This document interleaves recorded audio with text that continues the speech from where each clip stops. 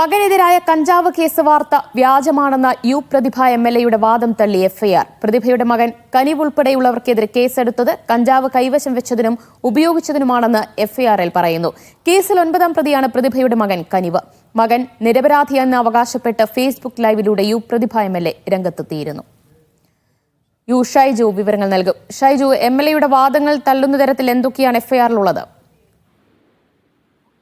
ദിവ്യ, ഇന്നലെ കേസ് ഉണ്ടായ സമയത്ത് മാധ്യമങ്ങളിൽ വാർത്ത വന്നതോടുകൂടി തന്റെ മകൻ ഇങ്ങനൊരു കേസിൽ പെട്ടിട്ടില്ല എന്ന വാദം ഉയർത്തി ഫേസ്ബുക്ക് ലൈവിലും നമ്മളടക്കമുള്ള മാധ്യമങ്ങളിലൂടെയും യു പ്രതിഭ രംഗത്ത് വന്നിരുന്നു. പക്ഷേ എഫ്ഐആർ പരിശോധിക്കുമ്പോൾ എംഎൽഎയുടെ വാദം തെറ്റാണ് എന്ന് കാണാൻ കഴിയും.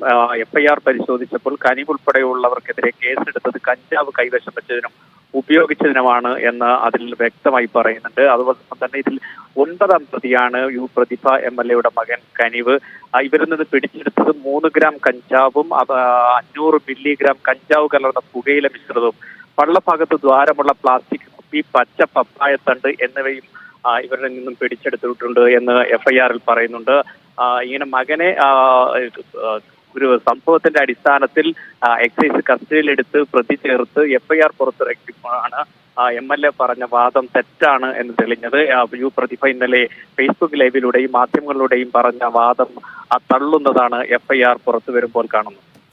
യെസ്, യു പ്രതിഭ എംഎൽഎയുടെ വാദങ്ങൾ തള്ളുന്നത് തന്നെയാണ് എഫ്ഐആർ. എംഎൽഎയുടെ മകൻ കനിവും കേസിൽ ഉൾപ്പെട്ടിട്ടുണ്ട്, പ്രതി തന്നെയാണ് എന്ന് എഫ്ഐആറിലുണ്ട്. വിവരങ്ങളാണ് ഷൈജു നൽകിയത്.